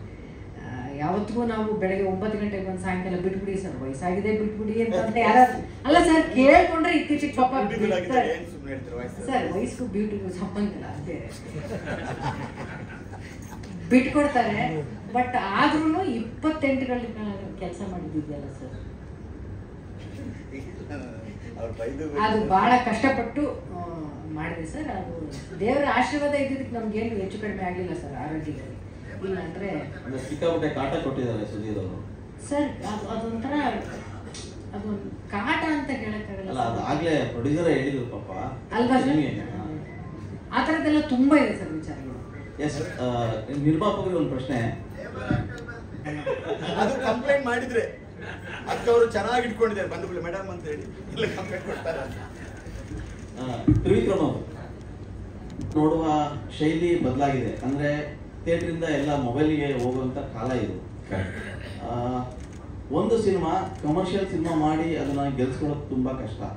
ಅದರಲ್ಲೂ ಒಂದು ದೈವ ಸಿನಿಮಾ ಮಾಡಿ ಅದು ನೋಡೋ ವರ್ಗ ಇದೆ, ಅದು ಬೇರೆ. ಆದರೆ ಈ ಥರದ ಸಿನಿಮಾ ಮಾಡುವಾಗ ಒಂದು ಗಟ್ಟಿ ನಿರ್ಧಾರಗಳು ಬೇಕು. ಆರಂಭದಲ್ಲಿ ನೀವು ನಂಬಿದ್ದು ಸುಧೀರ್ ಅವ್ರನ್ನ ಅಥವಾ ಈ ದೈವದ ಕಥೆಯನ್ನ? ನಾನು ಕೊರಗಜ್ಜನ ನಂಬಿರೋದು ಆಕ್ಚುಲಿ. ಓಕೆ, ಹೇಳಿದ ರೀತಿ ಮಾಡಿದ ತೃಪ್ತಿ ನಿಮಗಿದೆಯಾ? 100%. ಅದಕ್ಕೋಸ್ಕರನೇ ಯಾವುದೇ ಕಾರಣಕ್ಕೂ ಯಾವುದೇ ಏರಿಯಾದಲ್ಲೂ ನಾನು ಇದು ಮಾಡಿಲ್ಲ, ರಿಡ್ಯೂಸ್ ಮಾಡಿಲ್ಲ. ಸುಧೀರ್ ಸರ್ ಬೈತಾ ಇದ್ರು. ಮೊನ್ನೆ ಜಗಳ ಆಯ್ತು ಡೇ ಬಿಫೋರ್ ಎಸ್ಟರ್ಡೇ ನೈಟ್ ಪೂರ್ತಿ ನೈಟ್ ರಾತ್ರಿ ಮಾತಾಡಲಿಲ್ಲ, ನಿದ್ದೆ ಬಂದಿಲ್ಲ ನನಗೆ. ಅರ್ಧ ದಿನ ಒಂದಿನ ಮಾತಾಡಿಲ್ಲ, ರಾತ್ರಿ ಪೂರ್ತಿ ಮಾತಾಡಲಿಲ್ಲ. ಬೆಳಿಗ್ಗೆ 4-5 ಕಾಲ್ ಮಾಡಿ ತೆಗಿಲಿಲ್ಲ. ಆಮೇಲೆ ನೀವು ಹಾಗೆ ಮಾಡಬಾರ್ದು, ಒಂಥರ ತಂದೆ ತರ ಹೇಳ್ತಾರಲ್ಲ ಮಕ್ಕಳಿಗೆ, ಆ ಫೀಲ್ ಆಯ್ತು. ಅದೇನಂತರ ನಾನು ಇಮೋಷನಲ್ ಆಗ್ಬಿಟ್ಟೆ. Yes sir. ಸುಧೀರ್ ಸರ್, ಕೊನೆ ಪ್ರಶ್ನೆ ನಿಮಗೆ. ಸೊ ಇಲ್ಲಿ ಕನ್ನಡದ ಯಾವ ಗಾಯಕರು ಕಾಣಲಿಲ್ಲ? ಒಂದು ನಿಮಿಷ, ಹಾಗಲ್ಲ ಅಂದರೆ ಆ ಲ್ಯಾಂಗ್ವೇಜ್ಗಳಿಗೆ ಯಾವುದು ಸೂಟ್ ಆಗುತ್ತೆ ಅಂತ ಒಂದು ನನಗೆ ಇದಿತ್ತು. ಅಂದರೆ ಕೆಲವರು ಸ್ಟೈಲ್ಸ್ ಇರುತ್ತಲ್ವ. ಇನ್ಫ್ಯಾಕ್ಟ್ ಈಗ ನನ್ನ ಮರಳಿ ಮರೆಯಾಗಿ ಇವತ್ತು ನಿಮಗೆ ಸತ್ಯ ಹೇಳ್ತೀನಿ, ಮರಳಿ ಮರೆಯಾಗಿ ಹಾಡಿ ನಿಜವಾಗಿ ಅದು ಸಾಧನಾ ಸರ್ಗಮ ಹಾಡಿದ್ದು. ಮಣಿಕಾಂತ್ ಗದ್ರಿಗೆ ನಾನು ಹೇಳಿದ್ದೆ ಅವತ್ತು. ಟ್ರ್ಯಾಕ್ ಮಾಡಿದ್ದು ಅನುರಾಧ ಭಟ್ ಅವರು, ಇವಾಗ ತುಂಬ ಪಾಪ್ಯುಲರ್ ಆಗಿದ್ದಾರೆ. ಆ ತನಕ ಅವರು ಅಷ್ಟು ಪಾಪ್ಯುಲರ್ ಆಗಿಲ್ಲ. ಮಣಿಗೆ ಹೇಳಿದೆ ನಾನು, ಮಣಿ ಇದನ್ನು ಉಳಿಸೋಣ, ಇವರು ಚೆನ್ನಾಗಿ ಟ್ರ್ಯಾಕ್ ಫೀಲ್ ಚೆನ್ನಾಗಿದೆ ಅಂತ. ಅವ್ರು ಉಳಿಸ್ಕೊಂಡ್ರು, ಸಾಂಗ್ ಹಿಟ್ ಆಯಿತು. ಜನರಿಗೆ ಕನ್ಫ್ಯೂಷನ್, ಸಾಧನಾ ಸರ್ಗಮ ಅನುರಾಧ ಭಟ್ ಸಾಂಗ್ ಸಾಧನಾ ಸರ್ಗಮ ಅಂತ ಹೇಳಿ. ಬಟ್ ಏನು ಗೊತ್ತಾ, ಒಂದೊಂದು ಆ ಫೀಲ್ಗೆ ಹಾಡುವಂಥ ನಾವು ಗೋಪಿ ಫಸ್ಟ್ ಆಫ್ ಆಲ್ ಆ ಆರ್ಟಿಸ್ಟ್ಗಳನ್ನು ಪಿಕ್ ಮಾಡ್ತಾ ಹೋದ್ರು. ಆವಾಗ ಗೋಪಿಯ suggested, it's not that my choice. ಇದಕ್ಕೆ ರಮೇಶ್ ಚಂದ್ರ, ನಾನು ಎಲ್ಲರ ವಾಯ್ಸ್ಗಳನ್ನು ಮುಕ್ತವಾಗಿ. ನಮ್ಮಲ್ಲಿ ಪ್ರತಿಮಾ ಭಟ್ ಅಂತ ಒಬ್ಬರು ಆರ್ಟಿಸ್ಟ್ ಗಾಯಕಿ ಇದ್ದಾರೆ, ಅವರು ಹಾಡಿದ್ದಾರೆ, ತುಂಬ ಚೆನ್ನಾಗಿ ಹಾಡಿದ್ದಾರೆ ಅವರು. ಸರ್ ಈ ಫೀಲು ತೆಲುಗು ಆಕ್ಸೆಂಟ್ ಅಲ್ಲಿ ಬರುತ್ತೆ ಅಂತ ದಟ್ ಗೋಪಿ ಹಸ್ ಡಿಸೈಡೆಡ್, ಇವರಿಗೆ ತೆಲುಗು ಕೊಡೋಣ. ಕನ್ನಡದವರು ತೆಲುಗಿಗೆ ಕೊಟ್ಟರು, ಮತ್ತಿನ್ನೊಬ್ರು ಮಲಯಾಳಂಗೆ ಹಾಡಿಸಿದ್ರು ಹಾಗೆ.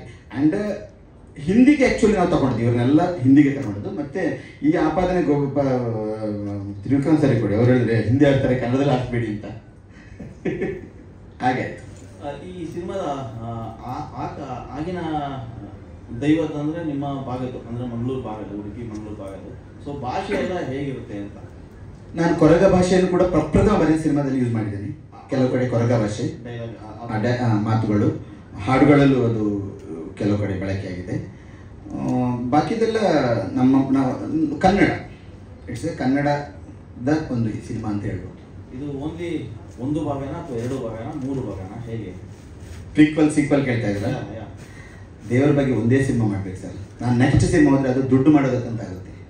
ನಾಳೆ ತ್ರಿವಿಕ್ರಮ್ ಸರ್ ನಂಗೊತ್ತು ಈ ಸಿನಿಮಾದಲ್ಲಿ ದೊಡ್ಡ ಮಟ್ಟದ ಯಶಸ್ಸು ಕಾಣ್ತಾರೆ, ದೊಡ್ಡ ಮಟ್ಟದ ಅಂತ. But I will never do the sequel or prequel. ನಿಮ್ಮ ಪ್ರಕಾರ ಕಾಂತಾರ ಚಾಪ್ಟರ್ 1 ದುಡ್ಡಿಗಾಗಿ ಮಾಡಿದ್ದು ಅಂತ ಹೇಳಿದಂಗಾಯ್ತು. ನಾನು ಹೇಳಿಲ್ಲ, ನೀವೇ ಹೇಳ್ತಾ ಇದ್ದೀರಿ ಸರ್. ಮಾಡಿ ಈಗ ನೀವು ಆ ರೀತಿ ಹೇಳಿದ್ರೆ ದುಡ್ಡಿಗಾಗಿ ಒಂದು ಸಿನಿಮಾ ಮಾಡಬೇಕು, ದುಡ್ಡಿಗೆ ಮಾಡೋದಾದ್ರೆ 2 ಸಿನಿಮಾ ಮಾಡಬೇಕು. ದೈವದ ಬಗ್ಗೆ, ಕೊರಗಜ್ಜನ ಬಗ್ಗೆ ನನ್ನ ನಿಲುವು ನೀವು ಬೇರೆಲ್ಲೋ ತಗೊಂಡು ಹೋಗ್ತೀರಿ ಸರ್. ನಂಗೆ ಎಲ್ಲರೂ ಬೈತಾ ಇದ್ದಾರೆ, ನಿಮ್ಗೆ ಗೊತ್ತಲ್ವಾ? ನಿಮ್ಮ ಮಾತುಗಳಲ್ಲೇ ಇದೆ, ಹಾಗೆ ಕೇಳಿದೆ ಅಷ್ಟೇ. ನೀವೇ ಹೇಳಿದ್ದೀವಿ, ನೀವು ಹೇಳಿದ್ದು ಜಸ್ಟ್ ರೆಕಾರ್ಡ್. ನಾನು ನನ್ನ ಕೊರಗಜ್ಜೆ ಸಿನಿಮಾದ ಬಗ್ಗೆ ಹೇಳ್ತಾ ಇದ್ದೇನೆ, ಕೊರಗಜ್ಜೆ ಸಿನಿಮಾದ ಬಗ್ಗೆ ಹೇಳ್ತೇನೆ. ಈಗ ಇವ್ರಿಗೆ ಗೊತ್ತು ಸಿನಿಮಾ ಆಗ್ತಾ ಇರ್ಬೇಕಾದ್ರೆ ನನಗೆ ಯಾರೆಲ್ಲ ಪ್ರೊಡ್ಯೂಸರ್ ಅಪ್ರೋಚ್ ಆಗಿರೋದ ತ್ರಿವಿಕ್ರಮ್ ಸರಿಗೆ ಗೊತ್ತು. ದೊಡ್ಡ ನಾನು ಹೇಳೋಲ್ಲ, ಅವ್ರಿಗೆ ಗೊತ್ತು ನಿಜ ಸರ್. ಆದರೆ ಕೂಡ ನಾನು ಆಚೆ ಹೋಗಿಲ್ಲ, ಬಿಕಾಸ್ ನನಗೆ ಕೊರಗಜ್ಜೆ ಸಿನಿಮಾ ಮುಗಿಸೋದು ಮುಖ್ಯವಾಗಿತ್ತು. ಎಂಥದೇ ಸವಾಲುಗಳು ಬಂದರು ಅದನ್ನು. ಮತ್ತೆ ಈಗ ವಿಜಯಲಕ್ಷ್ಮಿ ಸಿಂಗ್ ಮೇಡಮ್ ಅವರು ಹೇಳಿದಾಗೆ ಇವ್ರಿಗೆ ಏನು ಹೇಳಿದರು ಅದನ್ನು ನನಗೆ ಅವ್ರು ನಿಮ್ಮನ್ನು ಯಾರು ಸನ್ಮಾನ ಮಾಡಿದ್ರಲ್ಲ ಆ ವ್ಯಕ್ತಿಗಳು ನಮಗೆ ಹೇಳಿದರು, ಇವರು ಬಂದಿದ್ರು ಸಿನಿಮಾ ಮಾಡ್ತಾರಂತ, ಅವರಿಗೆ ಎಷ್ಟೆಷ್ಟೋ ಕಷ್ಟಗಳು ಬಂತು, ನಾವು ಇದನ್ನು ಮುಟ್ಟಬೇಡಿ ಅಂತ ಹೇಳಿ ಅಂತ ನನಗೂ ಅವರು ಹೆದರಿಸಿದ್ರು. ಸೊ ಇದು ಭಕ್ತಿ ಇಟ್ಟು ಶ್ರದ್ಧೆ ಇಟ್ಟು ಮಾಡಿರೋ ಸಿನಿಮಾ. ಕೊರಗಜ್ಜನನ್ನು ನಾನು ಸುಮ್ಮನೆ 2ನೇ ಕ್ಲಾಸ್ನಿಂದ ನಾನು ನೋಡ್ತಾ ಇದ್ದೀನಿ ಇದನ್ನು ಕೋಲ ಅದು ಹೇಗೆ ಮಾಡ್ತಾರೆ ಅಂತ. ಮುಂಚೆ ಕೊರಗಜ್ಜನ ಕೋಲಕ್ಕೆ ಈಗೆಲ್ಲ ಬ್ಯಾಂಡ್ಗಳು ಬಂದಿದೆ, ಬೇರೆ ಬೇರೆ ಥರದ ವೆಸ್ಟರ್ನೈಸ್ ಬ್ಯಾಂಡ್ಗಳಿಗೂ ಕೊರಗಜ್ಜನ ಕೋಲ ಆಗ್ತಾ ಇದೆ. ಬಟ್ ಮುಂಚೆ ಈ ಡೊಳ್ಳು ಮಾತ್ರ ಇದ್ದಿದ್ದು. ಈ ಟ್ರೆಡಿಷನಲ್ ಡೊಳ್ಳು ಯಾಕೆ ಕರೆಸೇನೆಂದರೆ ಅಲ್ವಾ ಸರ್, ಮುಂಚೆ ಈ ಬ್ಯಾಂಡಿಗೆ ಕೊರಗಜ್ಜೆ ಕುಣಿತಾ ಇದ್ರು. ಕಾಲಕ್ರಮೇಣ ಈಗ ಬೇರೆ ಬೇರೆ ರೀತಿಯ ಬ್ಯಾಂಡ್ಗಳು ಅಲ್ಲಿ ಉತ್ಪತ್ತಿಯಾಗಿದೆ. ಸೊ ಆದ್ದರಿಂದ ನನ್ನ ಸಿನಿಮಾ ಕೊರಗಜ್ಜನಿಗೆ ಮಾತ್ರ ಸೀಮಿತ. There is no prequel, there is no sequel. Sir, ಈಗ ನಿಮ್ಮ ಕೊರಗಜ್ಜ ಸಿನಿಮಾ ನೀವೇನು ಸಿನಿಮಾ ಮಾಡಿದ್ರೆ ಅಷ್ಟೇನಾ, ಅದರ ಆಚೆಗೆ ಇನ್ನೂ ಕತೆ ಇದೆಯಾ ಕೊರಗಜ್ಜ? ಇಷ್ಟೇನಾ ಇರೋದು ಕತೆ ಅಂತ? ಕೊರಗಜ್ಜನ ಫುಲ್ಲು ಬಾಲ್ಯದಿಂದ ಅಥವಾ ಅವರ ತಾಯಿ ತಂದೆಯಿಂದ ಹಿಡಿದು ಕೊರಗಜ್ಜನ ಕೊನೆ ತನಕ ತೋರಿಸಿದ್ದೀವಿ. ಅದು ಅಜ್ಜ ಅಲ್ಲ ಮತ್ತೆ ಹೇಳ್ತಾ ಇದ್ದೀನಿ, ಒಂದು 23-24 ವರ್ಷ ಇದ್ದಂಥ ಯುವಕರು ಹೆಸರು ಅದು ಅಷ್ಟೇ. ಸರ್ ಕೊರಗಜ್ಜ ಯಕ್ಷಗಾನ ಇದೆ, ಯಕ್ಷಗಾನಕ್ಕೂ ಮತ್ತೆ ಈ ಸಿನಿಮಾಕ್ಕೂ ಕಥೆಗೆ ಏನು ಡಿಫ್ರೆನ್ಸ್ ಇದೆ? ನಾನು ಯಕ್ಷಗಾನ ನೋಡಿಲ್ಲ ಸರ್. ಮತ್ತೆ ಏನು ಗೊತ್ತಾ ಸರ್, ಎಲ್ಲ ತಗೊಂಡು ಪುರಾಣಕ್ಕೆ ತಗೊಳ್ತಾರೆ, ಈಶ್ವರನಿಗೆ ಸಪೋರ್ಟ್ ಕನೆಕ್ಟ್ ಮಾಡ್ತಾರೆ, ಪಾರ್ವತಿ ಕನೆಕ್ಟ್ ಮಾಡ್ತಾರೆ, ಆ ಥರ ವಿಪರೀತ ಮಾಯ ಆ ಥರ ಎಲ್ಲ ಏನು ಇರೋಲ್ಲ, ಬಟ್ ಶಕ್ತಿ ಇದೆ ಅಲ್ಲಿ. ಪವಾಡ ಯಕ್ಷಗಾನ ನಾನು ನೋಡಿದ್ದೀನಿ, ಅಲ್ಲಿ ಪವಾಡಗಳು ಮತ್ತು ಮಹಿಮೆಗಳು ಒಂದಿಷ್ಟು ತೋರಿಸಿದೆ. ಇಲ್ಲಿ ಈ ಸಿನಿಮಾದಲ್ಲಿ ಯಾವ ಅಂಶಗಳಿದೆ? ನಾನು ಈಗಲೇ ಹೇಳಿದ್ದು ಯಾರು ಸರ್ಜನ ಬರ್ತಾರೆ ಇಂಟು ಕೊಡೋದ ಇದು ವಿಶೇಷ ರೀತಿಯ ಒಂದು, I don't want to put into ಅಥವಾ ಮೈಥಾಲಜಿಕಲ್ ಝೋನರ್ಗೆ ನಾನು ಇಡ್ಲಿಕ್ಕೆ ಇಷ್ಟಪಡಲ್ಲ. ಇದು ಸರಳ ಸದೃಶ, ಇದು ಶ್ರುತಿ ಮೇಡಮ್ ಹೇಳಿದ್ದು. ಈಗ ಏನಾಗ್ತಾ ಇದೆ ಸರ್, ಆ ಒಂದು ಇದಕ್ಕಿದು ಕತೆ ಬಂದಿದೆ ಅಂತ ಅವ್ರ ಮನೆಯಲ್ಲಿ ಸಿನಿಮಾ ನೋಡಿದ ಮೇಲೆ ಹೇಳಿದ್ರು. ಲೈಕ್ ಈಗ ನೀವು ಹೇಗಿರ್ತೇವೆ ಆ ಥರದ ಒಂದಿದೆ. ಕೊರಗಜ್ಜ ಇದ್ದಿದ್ರೆ ಈ ಥರ ಇದ್ದಿದ್ರು ಅನ್ನೋ ಥರ. That has been inspired by ಪರ್ವ. ಭೈರಪ್ಪ ಅವರ ಪರ್ವ ನನಗೆ ತುಂಬ ಅದಕ್ಕೆ ನನಗೆ, ಬಿಕಾಸ್ ಅವರು ಆ ಪರ್ವದಲ್ಲಿ ಏನು ಪಾತ್ರ ವಿಶ್ಲೇಷಣೆ ಮಾಡಿದ್ದಾರೆ, ಏನು ಎಕ್ಸಾಜರೇಟ್ ಮಾಡಲಿಲ್ಲ. ಇವತ್ತು ಹೆಂಗಿದ್ದೇನೋ ಅದೇ ಆ ಥರ. ಮೇಡಮ್, ನೀವು ಹೇಳಿ ಪಾತ್ರದ ಬಗ್ಗೆ, ಟೀಮಲ್ಲಿ ವರ್ಕ್ ಮಾಡಿಲ್ಲ ಹೇಳಿ.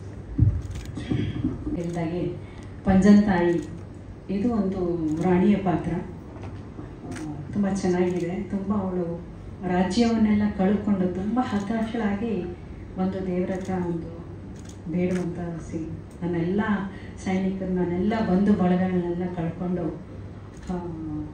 ತುಂಬ ದುಃಖದಲ್ಲಿ ಮಾತಾಡುವಂಥ ಒಂದು ಸೀನು ನನಗೆ ತುಂಬ ಇಂಪ್ರೆಸ್ ಆಯಿತು. ನನಗೆ ಆಗಲೇ ಹೇಳಿದಾಗೆ ನಮ್ಮ ಸುಧೀರತ್ತ ಅವರು ಈ ಒಂದು ಸನ್ನಿವೇಶವನ್ನು ತುಂಬ ಒಂದು ಒಳ್ಳೆ ಮನಮುಟ್ಟುವಾಗಿ ಚಿತ್ರಿಸಿದ್ದಾರೆ. ಆ ಒಂದು ಲೊಕೇಶನ್ ಇರ್ಬೋದು, ಆ ಒಂದು ಲೈಟಿಂಗ್ಸ್ ಇರ್ಬೋದು, ರಾತ್ರಿ ವೇಳೆಯಲ್ಲಿ ಅದನ್ನು ಮಾಡಿದ ಒಂದು ಸ್ಕ್ರೀನ್ ಮೇಲೆ ನೋಡಿದಾಗ, ನಾನು ಡಬ್ಬಿಂಗಲ್ಲಿ ಮಾಡಿ ನೋಡಿದಾಗ ನಮ್ಮಲ್ಲಿ ಎಲ್ಲ ಒಂದು ಫ್ಯಾಂಟಸಿ ವರ್ಲ್ಡ್ ಕರ್ಕೊಂಡು ಹೋಗುತ್ತೆ. ನಮ್ಮದು ಒಂದೇ ಪಾತ್ರ ಅಲ್ಲ, ಸಂದೀಪ್ ಸುಪರ್ಕರ್ ಅವರು ಗುಳಿಗ ಪಾತ್ರ ಮಾಡಿದ್ದಾರೆ. ಅವರೊಂದು ಸಾಂಗು ಅದು ಸೋಮೇಶ್ವರ ಬೀಚಲ್ಲಿ ಮಾಡಿದ್ರು ಅನಿಸುತ್ತೆ. ಫ್ಯಾಂಟಾಸ್ಟಿಕ್. ಅವರ ಒಂದು ಐಟು, ಆ ಒಂದು ಪರ್ಸ್ನಾಲಿಟಿ, ಆ ಒಂದು ನೃತ್ಯ ಮಾಡಿದ್ದಾರೆ ಅವರು, ಈ ಕೊರಿಯೋಗ್ರಾಫರು, ಅವರ ವೇಷಭೂಷಣ ನಿಜವಾಗ್ಲೂ ತುಂಬ ಚೆನ್ನಾಗಿ ಚಿತ್ರಿಸಿದ್ದೀರ. ಆ ಒಂದು ಇದು ಅಲ್ಲೂ ಮತ್ತು ಲೊಕೇಶನ್ ಆಗಲಿ ಇದೆಲ್ಲ ಆಗಲಿ ಒಂದು ಫ್ಯಾಂಟಸಿ ಅಲ್ಲಿಗೆ ಕರ್ಕೊಂಡು ಹೋಗ್ತಾರೆ ಎಲ್ಲೋ ನಿಮ್ಮ ಕಡೆ ಅಲ್ಲಲ್ಲಿ ಜಾಗದಲ್ಲಿ. ತುಂಬ ನನಗೆ ತುಂಬ ಇಷ್ಟ ಆಯಿತು. ಆಮೇಲೆ ಇವರು ಕಬೀರ್ ಬೇಡಿ ಜೊತೆ ನಾನು ಮಾಡಿದ್ದು ತುಂಬ ಖುಷಿ ಆಯಿತು. ಯಾಕೆಂದರೆ ಅವರ ಆ ಒಂದು ರಾಜರ ಪಾತ್ರಕ್ಕೆ ಅವರು ಸೂಕ್ತವಾದ ವ್ಯಕ್ತಿ. ಅವರೊಂದು ಬಾಡಿ ಲ್ಯಾಂಗ್ವೇಜ್ ಆಗಿರ್ಬೋದು, ಐಟು, ಅವ್ರ ವಾಯ್ಸ್ ಕೇಳಿಬಿಟ್ಟು ಅಂತೂ ನೀವು ರಿಯಲಿ ಏನು ಗತ್ತಲ್ಲಿ ಮಾತಾಡ್ತಾರೆ, ಹೇಳಿ ಮಾಡಿಸ್ದಂಗಿದೆ ಆ ಕ್ಯಾರೆಕ್ಟರ್ ಅವರಿಗೆ. ಆಮೇಲೆ ಅವರು ಆ ಒಂದು ಇದೀಗ ಅವರು 3 ದಿವಸ ಅನಿಸುತ್ತೆ. ಏನು ಡೆಡಿಕೇಶನು ಸರ್ ಅವ್ರಿಗೆ. ರಿಯಲಿ ಗ್ರೇಟ್ ಈಸ್ ಏನು ಪಂಕ್ಚುಯಾಲಿಟಿ. ಅವ್ರು ಬರ್ತಾ ಇದ್ದಿದ್ದು ಬೆಳಗಿನ ಜಾವವರೆಗೂ ವರ್ಕ್ ಮಾಡಿದ್ದಾರೆ. ಏನು ಪಂಕ್ಚುಯಾಲಿಟಿ ಅವರು ಆ ಟೈಮ್. ಮತ್ತೆ ನೆಕ್ಸ್ಟ್ ಏನು ಬರ್ತಿದ್ರು. Really great is. ಆಮೇಲೆ ಇವರು ಅಥವರ್ ಸಾರು ಅವರು 3 ದಿವಸ ಅವ್ರ ಹಿಂದೆನೇ ಇದ್ದರು. ಯಾಕೆಂದರೆ ಅಷ್ಟು ಅವ್ರಿಗೆ ಶಾರ್ಟ್ ಬೈ ಶಾರ್ಟ್ ಅವ್ರಿಗೆ ಹೇಳ್ತಾ ಇರಬೇಕು, ಬಿಡ್ತಾನೆ ಇರಲಿಲ್ಲ. ಇದೇನು ಕಂಟಿನ್ಯೂಟಿ, ಹೀಗೇನು ಅಂತ. ಆಮೇಲೆ ಅವ್ರ ಹಿಂದೆ ಒಬ್ಬ ಲೇಡಿ ಟ್ಯೂಟರ್ ಬೇರೆ ಇದ್ದು, ಮೋಸ್ಟ್ಲಿ ನಿಮ್ಮ ಫ್ರೆಂಡ್ ಅನಿಸುತ್ತೆ. ಅವರಿಗೆ ಬಿಡ್ತಾನೆ ಇರಲಿಲ್ಲ. ಏನು ಡೆಡಿಕೇಶನ್ ಆಗಿ ಅವ್ರು ವರ್ಕ್ ಮಾಡಿದ್ದಾರೆ. It is very grateful. ಹಾಗೆ ಒಬ್ಬರದ್ದು ಹೇಳ್ತಾ ಹೋಗ್ತಿದ್ರೆ ನಿಜವಾಗ್ಲೂ ಪ್ರತಿಯೊಂದು ಪಾತ್ರನೂ, ಇವನ್ ಶ್ರುತಿಯವ್ರದ್ದು ಇದೆ. ನೀವು ಚಿತ್ರ ನೋಡಿ ಹಿಂಗೆ ಗೊತ್ತಾಗುತ್ತೆ. ಬಟ್ ತುಂಬ ಎಲ್ಲರೂ ತುಂಬ ಚೆನ್ನಾಗಿ ಚಿತ್ರದಲ್ಲಿ ಅಭಿನಯಿಸಿದ್ದಾರೆ. ಅದಕ್ಕೆಲ್ಲ ಕಾರಣ ನಮ್ಮ ಸುಧೀರ್ ಅವರು. ಅಷ್ಟು ಈಚ್ ಆ್ಯಂಡ್ ಎವ್ರಿ ಒಂದು ಪಾತ್ರ ಮಾಹಿತಿ ಬಗ್ಗೆ ಅಷ್ಟು ಇನ್ವಾಲ್ವ್ ಆಗಿ, ಅಷ್ಟು ಒಳ ಹೊರಗುಗಳನ್ನ ತುಂಬ ನನಗೆ ಹೀಗೆ ಬೇಕು ಅಂತ ಅವರು ತಗೊಳ್ತಾರೆ. ಅವ್ರಿಗೆ ಅದು ಇಷ್ಟ ಆಗಬೇಕು. ಬಟ್ ಅದೇನೇ ಡಿಸಿಷನ್ ತೊಗೊಂಡ್ರು ಅದು ಸ್ಕ್ರೀನ್ ಮೇಲೆ ನಾನು ನೋಡಿದಾಗ ನನಗೆ ತುಂಬ ಖುಷಿ ಆಯಿತು. ಆಮೇಲೆ ನಾನು ಹಿಂದಿ ವರ್ಷನಲ್ಲಿ ನನ್ನ ಕೈಯಲ್ಲಿ ಡಬ್ಬಿಂಗ್ ಮಾಡಿಸಿದ್ರು. ತುಂಬ ವರ್ಡಿಂಗ್ಸು ಅದೆಲ್ಲ ತುಂಬ ಚೆನ್ನಾಗಿದೆ, ಒಂದು ಡೈಲಾಗ್ಸು ಇದೆಲ್ಲ. ಸೊ ನನಗೆ ತುಂಬ ಖುಷಿ ಆಯಿತು. ಒಂದು ನಿಜವಾಗ್ಲೂ ಒಂದು ಅಜ್ಜರ ಒಂದು ಕೃಪೆ ನಾನು ಈ ಚಿತ್ರದಲ್ಲಿ ಮಾಡ್ತಾ ಇರೋದು. ನಮ್ಮ ಎಲ್ಲ ತಂಡ ಮತ್ತೊಮ್ಮೆ ಅವರೆಲ್ಲರಿಗೂ ನಾನು ಕೃತಜ್ಞತೆ ಹೇಳ್ತೀನಿ ನನಗೆ ಒಂದು ಅವಕಾಶ ಕೊಟ್ಟಿದ್ದಕ್ಕೆ. ಎರಡು ಫೋಕ್ ಬೇಸ್ಡ್ ಆಗಿದೆ, because subject itself is a folk based. ಆಮೇಲೆ ಇನ್ನೊಂದು ಒಂದು ಟ್ರಾನ್ಸ್ ಸಾಂಗ್ ಯೂಸ್ ಮಾಡಿದೆ. ಲೈಕ್ ಅದು ನಾವು ಕೆಲವು ಮ್ಯೂಸಿಕ್ ಕೇಳಿದಾಗ ಟ್ರಾನ್ಸ್ಗೆ ಹೋಗ್ತೀವಲ್ಲ, ಅದು Shankar Mahadevan song, it will go into trance. ಅವನು ಗೋಪಿ ತುಂಬ ಅದಕ್ಕೆ ಲೈಕ್ ವರ್ಕ್ ಮಾಡಿದ್ದಾರೆ. ಅಲ್ಲಿ ನಾನು ನಮ್ಮ ರಾವಣೇಶ್ವರ ರಾಮಾಯಣ ಬರುವಂಥ ರಾವಣೇಶ್ವರ ಬರೆದಿರುವಂಥ ಶಿವತಾಂಡವದ ಕೆಲವು ಫ್ರೇಸಸ್ ಅದರಲ್ಲಿ ಶ್ಲೋಕಗಳನ್ನು ಯೂಸ್ ಮಾಡಿದ್ದೇವೆ. ಜಟಾಟಕಲ್ಲಿ ಅದು ಇದೆಯಲ್ಲ, ಅದರದ್ದು ಒಂದು 8ನೇ ಮತ್ತು 9ನೇ ಲೈನ್ಸ್ಗಳನ್ನೆಲ್ಲ ಯೂಸ್ ಮಾಡಿದ್ದೇನೆ ಅದರಲ್ಲಿ. ಆ್ಯಂಡ್ ಎಲ್ಲ ಸಿಚುವೇಶನಲ್ ಸಾಂಗ್ ಆಗಿದೆ. ಮತ್ತಿನ್ನೊಂದು ಅದೇ ಟ್ರಾನ್ಸ್ ಸಾಂಗು ಶ್ರುತಿ ಮೇಡಮ್ ಅವರ ಒಂದು ಕ್ಲೈಮ್ಯಾಕ್ಸ್ ಸೀಕ್ವೆನ್ಸಲ್ಲಿ ಬರುತ್ತೆ. ಆ ಸಾಂಗ್ 4 ಸಲ ಶೂಟ್ ಮಾಡಿದ್ದೇವೆ, 3 ಸಲ ಆ ಸಾಂಗ್ ಶೂಟ್ ಆಯಿತು.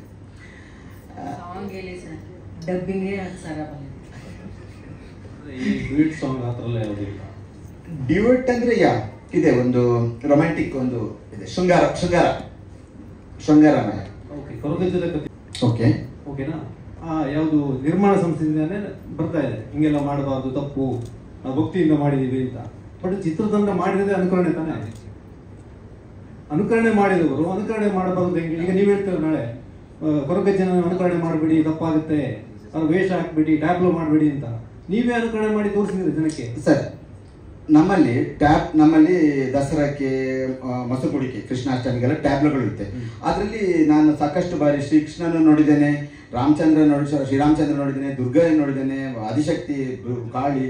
ಸೊ ಟ್ಯಾಬ್ಲೋಗಳೇ ನಾವು ತೋರಿಸ್ತೇವೆ. ನನ್ನ ದ್ರಾವಿಡ ದೈವವನ್ನು ನಾನು ಯಾಕೆ ಟ್ಯಾಬ್ಲೋದಲ್ಲಿ ತೋರಿಸಬಾರ್ದು ಸರ್? ಅಂದ್ರೆ ನೀವು ಅನುಕರಣೆ ಮಾಡಿ ಅಂತೀರಾ? ಅನುಕರಣೆ ಅಲ್ಲ ನಾನು ಹೇಳುವಂಥದ್ದು. ನಾನು ಹೇಳೋದು, ನಾನು ಟ್ಯಾಬ್ಲೋದಲ್ಲಿ ನಾನು ಬೇರೆ ದೈವಗಳು, ಆರ್ಯರ ದೇವರುಗಳನ್ನೆಲ್ಲ ನೋಡಿದ್ದೇನೆ ಟ್ಯಾಬ್ಲೋದಲ್ಲಿ. ಅವ್ರು ಯಾರು ಅನುಕರಣೆ ಅಥವಾ ಇನ್ನೊಂದು ಹೇಳೋದಲ್ಲ. ನಾನು ನಮ್ಮ ದ್ರಾವಿಡ ದೇವರನ್ನು ಕೂಡ ಅದೇ ಥರ ತೋರಿಸ್ತಾ ಇದ್ದೇನೆ. ಅದೇನು ತಪ್ಪಾಗುತ್ತೆ? ನಾನು ತೋರಿಸ್ಬಾರ್ದ? ಇವು ಥಿಯೇಟರಲ್ಲಿ ಅದೇ ವೇಷ ಹಾಕೊಂಡು ಕುಣಿತಾ ಇದ್ದಾರೆ. ನಾಳೆ ಕೊರಗಜ್ಜನ ವೇಷ ಹಾಕಿ ಕುಣಿತಾರೆ. ಅವು ಹೆಂಗ್ ಕಂಟ್ರೋಲ್ ಮಾಡ್ತಾರೆ ಅವ್ರನ್ನ? ಅಲ್ಲ, ಹಂಗೆ ಮಾಡಿ ಅಂತ ನಿಮ್ಗೆ ಉದ್ದೇಶನ? ಖಂಡಿತ ಇಲ್ಲ. ಮತ್ತೆ ಖಂಡಿತ ಇಲ್ಲ. ಅಪಹಾಸ್ಯ ಮಾಡಬಾರ್ದು. ಅದೇನ್ ಕಂಟ್ರೋಲ್ ಮಾಡ್ತೀರಾ ನೀವು? ಅಪಹಾಸ್ಯನ ತಾನೆ ಕಂಟ್ರೋಲ್. ಅಲ್ಲಿ ಪೂಜೆ ಇರಲ್ಲ, ಒಂದು ಇದಿರಲ್ಲ, ಬಂದು ಕುಡಿತಾ ಇರ್ತಾರಲ್ಲ ವೇಷ ಹಾಕೊಂಡು, ಅದೇ ಅಪಹಾಸ್ಯನೇ ತಾನೆ. ಕಂಟ್ರೋಲ್ ಹೆಂಗ್ ಮಾಡ್ತೀರಾ ನೀವು? ಕಂಟ್ರೋಲ್ ಅಂದ್ರೆ ಸರ್ ನೋಡಿ, ಒಂದು ನಿಮಿಷ. ಈಗ ಅಲ್ಲಿ ಯಾವ ರೀತಿಯ ಉದ್ವೇಗದ ವಾತಾವರಣ ಅದು ಅಲ್ಲಿ ಸೃಷ್ಟಿ ಮಾಡಿದ್ದು ಪಾತ್ರ, ನಮ್ಮಲ್ಲಿ ಆ ಉದ್ವೇಗ ಅದು ಇನ್ಸ್ಪೈರ್ ಆಗಿ ಬಂದ್ರೆ ಒಂದು ವೇಳೆ, ಈಗ ನಾನು ನೋಡಿದ್ದೇನೆ ಕೆಲವು ಜನಗಳು ಕೂತಿದ್ದ ಹಾಗೆ ಅವ್ರ ಮೈ ಮೇಲೆ ಬಂದ್ಬಿಡುತ್ತೆ. ಅದು ಕ್ರಿಶ್ಚಿಯನ್ನಲ್ಲಿ ನೋಡಿದ್ದೇನೆ, ಮುಸ್ಲಿಮ್ಸಲ್ಲಿ ನೋಡಿದ್ದೇನೆ, ನಮ್ಮ ಹಿಂದೂನಲ್ಲೂ ನೋಡಿದ್ದೇನೆ. ಕೂತಿದ್ದಾಗೆ ಮೈ ಮೇಲೆ ಬರುತ್ತೆ. ನನ್ನ ಕ್ಲೋಸ್ ರಿಲೇಟಿವ್ ಅನ್ನು ನೋಡ್ತಾ ಇದ್ದೇನೆ, ಚೆನ್ನಾಗಿ ಮಾತಾಡ್ತಾರೆ, ಕತೆ ಹೇಳ್ತಾ ಹೇಳ್ತಾ she will go into trance. ಅಲ್ಲಿ ಕೂತಲ್ಲೇ ಅವು ಎಲ್ಲ ಮಾಡ್ಲಿಕ್ಕೆ ಸ್ಟಾರ್ಟ್ ಮಾಡ್ತಾರೆ. ಅದನ್ನ ಹೆಂಗೆ ಕಂಟ್ರೋಲ್ ಮಾಡ್ಬೇಕು? ನಾನು ಹೆಂಗೆ ಕಂಟ್ರೋಲ್ ಮಾಡೋಕ್ಕಾಗುತ್ತೆ? ಒಂದು ವೇಳೆ ಅದು ನಿಜವೇ ಆಗಿದ್ರೆ ವಿ ಆರ್ ಹೆಲ್ಪ್ಲೆಸ್, ನಾವು ಕಂಟ್ರೋಲ್ ಮಾಡೋಕ್ಕಾಗಲ್ಲ. ನೀವು ಮಾತು ಬದಲಿಸ್ತಾರೆ, ನಾನು ಅದ್ರ ಬಗ್ಗೆ ಮಾತಾಡ್ತಾನೆ ಇಲ್ಲ. ನಾನು ಹೇಳ್ತಾ ಇರೋದು ಕೊರಗಜ್ಜನ ವೇಷ ಹಾಕೊಂಡು ಬರ್ತಾರೆ ಥಿಯೇಟರ್ಗೆ, ಅದ್ರ ಬಗ್ಗೆ ಅದನ್ನ ನಾವು ಎಂಟರ್ಟೈನ್ ಮಾಡ್ಲಿಕ್ಕೆ ಸಾಧ್ಯನೇ ಇಲ್ಲ. ಅಲ್ಲ, ನಿಮ್ ಕಂಟ್ರೋಲ್ ಇರೋಲ್ವಲ್ಲ, ನೀವೇನ್ ಎಂಟರ್ಟೈನ್ ಮಾಡ್ತೀರಾ? ಅಲ್ಲ, ಅಂತವ್ರು ನಾವು ಥಿಯೇಟರ್ ನಮ್ಮ ಪ್ರಿಮೈಸಸ್ ಒಳಗೆ ಬರ್ಲಿಕ್ಕೆ ನಾವು ಬಿಡಲ್ಲ. ಖಂಡಿತ ಖಂಡಿತ ಖಂಡಿತ ನೀವು ಬೇಕಾದ್ರೆ ಇದು ಮಾಡ್ಕೊಳ್ಳಿ. ಯಾಕಂದ್ರೆ ನಮ್ಮ ದೈವದ ಶಕ್ತಿ, ನಾನು ದೈವದ ಕಥೆಯನ್ನು ಹೇಳ್ತಾ ಇದ್ದೇನೆ, ಅದನ್ನು ನಾನು ಸೋಷಲೈಸ್ ಮಾಡಿ ಹೇಳ್ತಾ ಇಲ್ಲ. ಕೊರಗಜ್ಜ ದೈವದ ಹುಟ್ಟು, ಕೊರಗಜ್ಜ ದೈವದ ಬಾಲ್ಯ, ಅವರು ಅನುಭವಿಸಿದ ಕಷ್ಟ, ಅವರು ದೈವತ್ವಕ್ಕೆ ಏರಿದ ರೀತಿ, ಅದನ್ನು ಹೇಳ್ತಾ ಇದ್ದೇನೆ. ನಿಮ್ಮ ಕಥೆ ಹೇಳ್ತಾ ಇದ್ದಾರೆ, ಸತ್ಯ ಕಥೆ ನೀವು ಹೇಳ್ತಾ ಇಲ್ಲ. ಸತ್ಯ ಕಥೆ ಹೇಳ್ತಾ ಇದ್ದೇನೆ. ಒಂದು ಕಥೆ ಅಂತ ಇಲ್ವಲ್ಲ? ರಿಸರ್ಚ್ ಮಾಡಿದ್ದೇನೆ. ಒಂದೂವರೆ ವರ್ಷ ನಾನು ರಿಸೈನ್ ಮಾಡಿದ್ದೇನೆ. ಕೊರಗ ಜನಾಂಗದವ್ರ ಹತ್ರ ಕಥೆ ಇತ್ತು. ನಾನು ಮಾಡಿದ ಸ್ಕ್ರಿಪ್ಟ್ ಅವ್ರು ಏನು ಅಂತ ನನಗೆ ಪೂರ್ತಿ ಕೂತು ಒಂದು 10-15 ಜನ ಕೂತು ಪೂಜೆ ಮಾಡಿ ವೀಳ್ಯದಲ್ಲಿ ಹಾರಿಸಿ ನನಗೆ ಕತೆ ಹೇಳಿದ್ದಾರೆ. ಅವ್ರು ಹೇಳಿದ್ದಾರೆ, ಇವತ್ತಿನವರೆಗೆ 800 ವರ್ಷದಿಂದ ಯಾರಿಗೂ ಹೇಳದ ಕತೆ ಇದೆ ಅಂತ. ಅವರು ಹಿರಿಯರನ್ನೆಲ್ಲ ಕರೆಸಿದ್ದಾರೆ. ಈಗ ಮುಂದೆ ಇದ್ದಾರಲ್ಲ ಇವರು ಪೂಜೆಗಳನ್ನು ಮಾಡಿಸಿ ಹೇಳಿ ಇವತ್ತಿನವರೆಗೆ ಹೇಳದ ಕೊರಗಜ್ಜನ ಕಥೆಯನ್ನು ಅವ್ರಿಗೆ ನೋವಿತ್ತು ಬಹಳ. ತಪ್ಪಾಗಿ ಇದನ್ನು ರಿಫ್ಲೆಕ್ಟ್ ಮಾಡ್ತಾ ಇದ್ದಾರೆ. ನಿಮ್ಗೆ ಗೊತ್ತಾ ಸರ್, ನೀವು ಇಷ್ಟು ಹೇಳ್ತಿರಲ್ಲ, ಐಗಳ ಗಣಪತಿ ಅಂತ ಒಬ್ಬ ರೈಟರ್ ಇದ್ದಾರೆ. ಅವ್ರು ಎಲ್ಲ ಕಡೆ ಬುಕ್ಗಳಲ್ಲಿ ಹೊಲೆಯ ಹೊಲೆಯ ಹೊಲೆಯ ಅಂತ ಬರಿದ್ದಾರೆ. ಅದರಲ್ಲಿ ಯಾರಾದ್ರೂ ಕ್ವಶನ್ ಮಾಡಿದಾರ? ಸಿನಿಮಾ ಮಾಡಿಲ್ವಲ್ಲ? ನಾನು ಹೇಳ್ತೇನೆ, ಬುಕ್ ಕೂಡ ಒಂದು ಮಾಧ್ಯಮವೇ. ಅದನ್ನ್ಯಾಕೆ ಬ್ಯಾನ್ ಮಾಡೋಲ್ಲ? ಈಗ ಕೊರಗಜ್ಜನ ಇದು ಮಾಡಿ ಕೋಲ ಮಾಡಿ ಕೊರಗಜ್ಜ ಜನಾಂಗದವರಿಗೆ ಯಾಕೆ ನೀವು ಸನ್ಮಾನ ಅಥವಾ ಒಂದು ಗೌರವ ಕೊಡಲ್ಲ? ಅದ್ರ ಬಗ್ಗೆ ನಾವು ಪ್ರಶ್ನೆ ಮಾಡ್ಬೇಕು ತಾನೆ. ನನ್ನ ಸಿನಿಮಾ ಮಾಡಿ ನಾನು ಎಲ್ಲಿಂದ ಆಕ್ಚುಲಿ ಕೊರಗಜ್ಜ ಬಂದಿರೋದು, ಯಾರ ದೈವ ಅದು, ಅವರಿಗೆ ಸಮಾಜದಲ್ಲಿ ಅವರನ್ನು ಯಾವ ತರ ಶೋಷಿಸ್ತಾ ಇದ್ರು, ಆಮೇಲೆ ದೈವತ್ವಕ್ಕೆ ಅವ್ರು ಏನು ಹೇಳಿದ್ರು, ಅವ್ರ ಸವಾಲುಗಳು, ಆ ಯುದ್ಧದಲ್ಲಿ ಅವ್ರು ಹೇಗೆ ಇನ್ವಾಲ್ವ್ ಆಗಿದ್ರು, ಪಂಜಂದಾಯಿ ಮತ್ತೆ ಉದ್ಯೋಗ ಯುದ್ಧದಲ್ಲಿ ಅವ್ರು ಹೇಗಿದ್ರು, ಇದನ್ನೆಲ್ಲ ತೋರಿಸ್ತಾ ಇದ್ದೇನೆ ನಾನು. ಅದನ್ನ ನಾನು ಡ್ರಾಮಟೈಸ್ ಮಾಡಿಲ್ಲ, ಸೋಷಿಯಲೈಸ್ ಮಾಡಿ ಅಥವಾ ಸೋಷಿಯಲ್ ಇಶ್ಯೂ ಜೊತೆ ನಾನು ಅದನ್ನು ಜೋಡಿಸಿಲ್ಲ, ಫ್ಯಾಕ್ಟ್ಗಳನ್ನು ಆಧರಿಸ್ಕೊಂಡು ಮಾಡಿದ್ದೇನೆ. ಕೊರಗ ಜನಾಂಗದವ್ರು ಹೇಳುವ ನಿಜವಾದ ಕತೆ, ಅವರು ಇದುವರೆಗೂ ಯಾರಿಗೂ ಹೇಳಿಲ್ಲ ಕತೆ, ನನ್ಗೆ ಹೇಳಿದ್ದಾರೆ. ಸರಿ ಡೈರೆಕ್ಟ್ರೆ, ಈಗ ಕೊತ್ತಾರು ಮೂಲ ಅಂತಾರೆ, ಕೊರಗಜ್ಜನ ಮೂಲ ಕೊತ್ತಾರು ಅಂತ ಒಂದು ಜನ ಮಾತಾಡ್ತಾರೆ. ಕೊತ್ತಾರಿನ ಕಥೆನ ಅದು ಎಲ್ಲಿಯ ಕತೆ ಇದು ನೀವು ಮಾಡ್ತಾ ಇರೋದು? ಕುತ್ತಾರಲ್ಲಿ ಅದು ಮೂಲ ಅನ್ನೋದೇ ಅವರಿಗೆ ಸ್ವಲ್ಪ ಅಬ್ಜೆಕ್ಷನ್ ಇದೆ. ಈಗ ಅವರು ಜನಾಂಗದವರು ಇದ್ದಾರೆ, ಅದು ಮೂಲ ಅಲ್ಲ. ಅಲ್ಲಿ ಪಂಜಂದಾಯಿ ಮೊದಲು ಅಗೆಲು ಸೇವೆ ಕೊಟ್ಟಿರುವಂಥದ್ದು, ಅಲ್ಲಿ ಪ್ರತಿಷ್ಠೆ ಮಾಡಿರುವಂಥದ್ದು. ಆ ಆರಾಧಕರು ಅದನ್ನು ಮೂಲ ಸ್ಥಾನ ಅಂತ ಹೇಳ್ಕೊಂಡು ಬರ್ತಾ ಇದೆ. ಬಟ್ ಕೊರಗಜ್ಜ ಹುಟ್ಟಿದಲ್ಲಿ ಅಲ್ಲ, ಪಂಜಂದಾಯಿ ಮೊದಲು ಅಗೆಲು ಸೇವೆ ಕೊಟ್ಟದ್ದು ಅದು ಕುತ್ತಾರಲ್ಲಿ. ಆಮೇಲೆ ಪಂಜಂದಾಯಿ ರಾಣಿಯಾಗಿದ್ಲು, ಅವಳ ನಂತರ ಅದು ಇನ್ನೊಂದು ಯಾರಿಗೂ ಹೋಯ್ತು, ಹಾಗೆ ಅದು ಟ್ರಾನ್ಸ್ಫರ್ ಆಗಿ ಬರ್ತಾ ಇದೆ. ಅಂದ್ರೆ ಇಲ್ಲಿ ಮುಖ್ಯವಾಗಿ ಇವರಿಗೆ ಕೊರಗಜ್ಜಿ ಅವರಿಗೆ ಹರಕೆ ಕೊಡ್ತಾರೆ, ಅಂದ್ರೆ ಚಪ್ಪಲಿ ಕೊಡ್ತಾರೆ, ಇದು ಕೊಡ್ತಾರೆ, ಅದೆಲ್ಲ ತೋರಿಸಿದ್ರು ನಿಮ್ಮಲ್ಲಿ? ಅಂದ್ರೆ ಒಂದು ಟೈಟಲ್ ಸೀಕ್ವೆನ್ಸ್ ಅಲ್ಲಿ ಅದಕ್ಕೆ ಏನೆಲ್ಲ ನಾವು ಕೊಡ್ತೀವಿ ಅನ್ನೋದನ್ನ ತೋರಿಸಿದ್ದೇವೆ. ಅಂದ್ರೆ ಚಕ್ಕುಲಿ ಅಂತಲ್ಲ, ದೇವರಿಗೆ ಏನ್ ಬೇಕಾದ್ರೂ ಕೊಡ್ಬೋದು, ನಾವು ಏನ್ ಬೇಕಾದ್ರೂ ಕೊಡ್ಬೋದು, ಅವರವ್ರ ಮನಸ್ಸಿನ ಇಷ್ಟ. ಈಗ ಎಲ್ಲ ವಿಸ್ಕಿ ಬ್ರ್ಯಾಂಡಿ ಕೊಡ್ತಾರೆ ಸರ್. ವಿಸ್ಕಿ ಶುರುವಾಗಿ ಒಂದು 250 ವರ್ಷ ಆಯ್ತಂದ್ರೆ ಇಂಡಿಯಾದಲ್ಲಿ, ಇದು 800 ವರ್ಷದಿಂದ ಇರುವಂತ ದೈವ. ಆವಾಗ ಯಾರು ವಿಸ್ಕಿ ಬ್ರ್ಯಾಂಡಿ ಕೊಡ್ತಾ ಇದ್ರು ಅಲ್ವಾ? ನಾವು ಮಾಡ್ಕೊಂಡದ್ದು. Yes sir. ಯಾವಾಗ ರಿಲೀಸ್